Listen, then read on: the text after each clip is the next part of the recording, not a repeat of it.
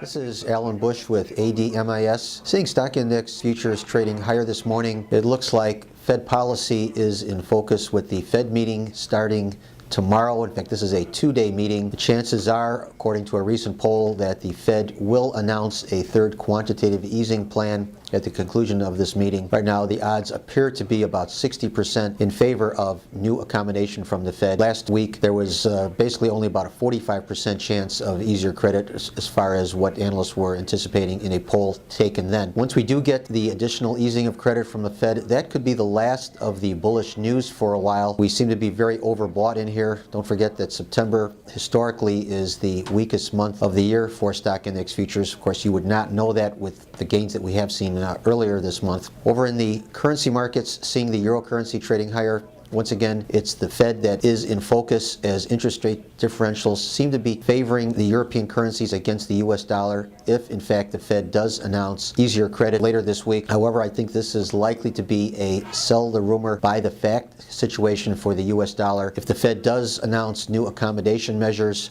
I think that could be the end of the break for the dollar and the beginning of a new bull market for the US dollar index. Also in the commodity currencies, seeing good gains in the Australian dollar today and also in the Canadian, with a risk-on phase coming in light of prospects of easier credit from the U.S. Central Bank. Additional gains in the Canadian dollar as Canadian housing starts actually showing an increase when a decrease had been anticipated. So a big surprise there as far as the Canadian housing industry.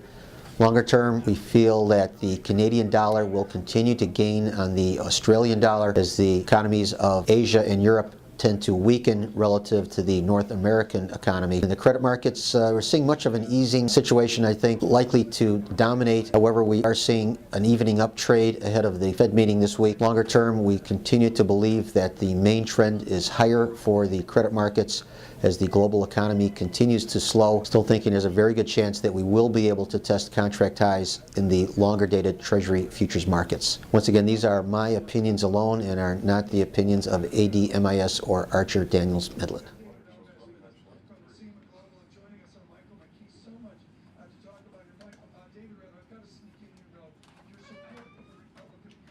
So many other